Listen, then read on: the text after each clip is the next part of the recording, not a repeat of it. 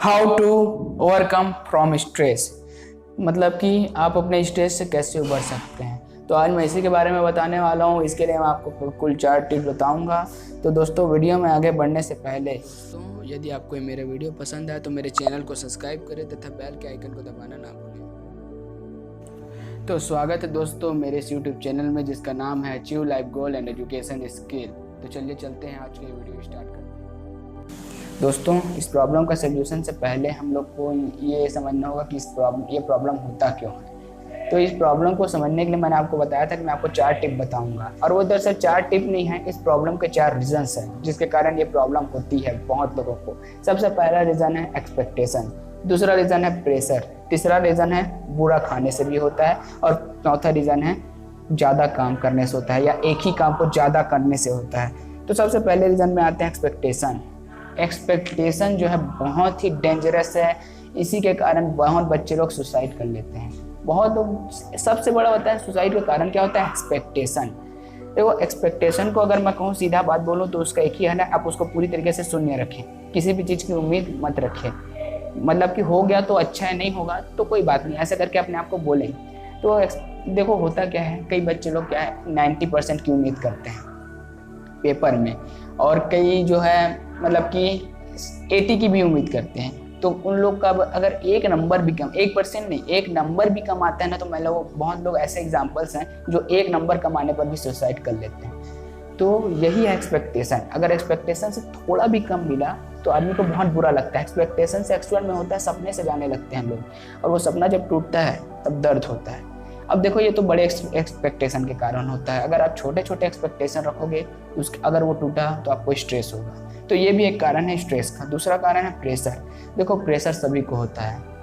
अगर आप बच्चे हो तो आपको पढ़ाई का, और अगर आप बड़े हो तो उसको आपको कमाई का प्रेशर होता है। तो प्रेशर को आपको, मतलब जहाँ से प्रेशर आता है उसको आपको रोकना है, कहीं से भी आए, चाहे आपके पेरेंट्स से आपको प्रेशर दें या कोई भी, अगर आपके ऊपर थोड़ा दबाव डाल रहे हैं तो आप उसको रोकें, तभी वो रुकेगा। जैसे कि एग्जांपल के लिए आपके पेरेंट्स लोगों से मैं बोलना चाहता हूँ कि आप बच्चों के ऊपर उतना दबाव ना डालें, उनको सही तरीके से इंटरेस्ट लाए पढ़ाई में, दबाव डालने की ज़रूरत नहीं है।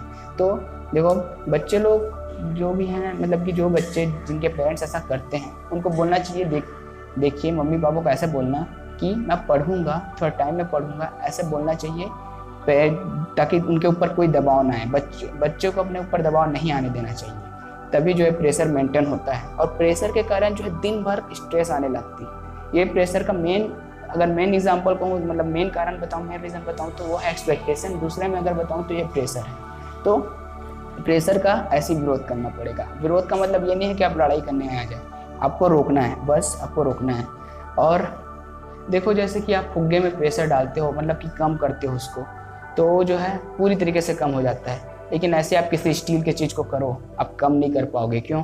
क्योंकि जो वो है मजबूत होता है। इसी तरह आपको अगर प्रेशर को कंट्रोल करना है तो माइंड को स्ट्रॉन्ग करना पड़ेगा, तभी प्रेशर कंट्रोल हो सकता है। तीसरा चीज़ है बुरा खाना। अब बोलोगे कि इसका और इसका क्या लेना देना है, तो भाई बुरा का मतलब कोई खाना बुरा नहीं होता, मतलब कि जंक फूड बोल रहा हूँ मैं। बाहर का खाना जो है ज़्यादा नहीं खाना चाहिए, ऐसा सब लोग बोलते हैं। एक्चुअल में होता क्या है, जब आप बाहर का खाना खाते हो तब कई बार देखना, अगर ज़्यादा खा लेते हो तो पेट दर्द करने लगता है। अब वो पेट दर्द जो है माइंड में तो आएगा ही, अगर वो दर्द हुआ है तभी आपको पता, आपके माइंड में है तभी आपको पता चला है। तो देखो, इससे पेट दर्द नहीं हो रहा है एक्चुअल में। अगर प्रैक्टिकली बोलूँ तो आपका दिमाग को दर्द हो रहा है। तो दिमाग को जब दर्द होगा तब तो स्ट्रेस होना ही होना है। तो इसलिए मैं ये नहीं बोलता कि आप बाहर का खाना पूरी तरीके से कम कर दो, लेकिन मैं ये बोल रहा हूँ कि कम खाओ, कम से कम हो सके तो थोड़ा थोड़ा खाओ, हो सके तो हफ्ते में 2 बार ही खाओ। इससे क्या होगा कि आपका पेट अगर साफ रहेगा ना, तो और स्ट्रेस ऑलरेडी कम हो जाएगा। वो कहते हैं ना, एक सादा खाना और सादा विचार, वही मैं बोलना चाह रहा हूँ। तो तीसरा है, और चौथा मैं बताना चाह रहा था, एक काम को ज़्यादा देर तक नहीं करना है। मतलब एक ही काम को ज़्यादा देर तक करने से बहुत चीज़ें होती हैं। मैंने बहुत लोगों को बहुत बार बोला है, अपने वीडियो में भी बहुत बार बोल चुका हूँ कि कोई भी काम हो, ज़रूरत से ज़्यादा करोगे तो नुकसान ही होता है। चाहे वो खाना हो, चाहे वो अल्कोहल हो, चाहे वो पढ़ाई ही क्यों ना हो, चाहे आप कोई भी अच्छा ही काम क्यों ना कर रहे हो, वो ज़रूरत से ज़्यादा हुआ तो बुरा ही होता है। तो इसीलिए मैं बोल रहा हूँ कि कोई भी काम हो थोड़ा थोड़ा करो।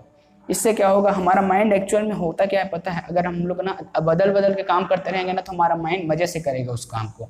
लेकिन अगर हम उस काम को, अगर एक ही काम को बहुत टाइम तक करेंगे तो उस काम को मजे से कर ही नहीं सकता वो तो या तो प्रेशर में करेगा या तो फिर किसी दबाव, मतलब कि वही होता है, मतलब कि कोई अपने दिमाग में एक्सपेक्टेशन बना लिया कि मेरा कितना टाइम से इतना काम करना है, उस कारण से करेगा।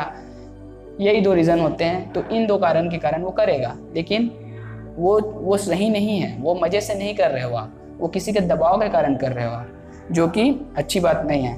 तो ये था दोस्तों ज़्यादा काम।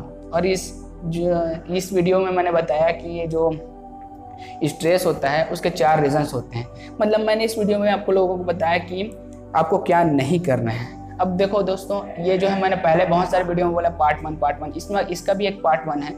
अब जो है आगे जो वीडियो, इसके ऊपर और एक वीडियो आएगी जिसमें मैं आपको बताऊंगा कि आप क्या करोगे तो ये कम होता है। तो ठीक है दोस्तों, यदि आपको लगता है कि ये वीडियो अच्छा है तो प्लीज़ मेरे चैनल को सब्सक्राइब करें। यदि आपको लगता है कि ये वीडियो किसी के और के काम आ सकता है तो आप प्लीज़ उसको शेयर करें और कम से कम कमेंट करना ना भूलें। Okay, thanks for watching, bye bye friends.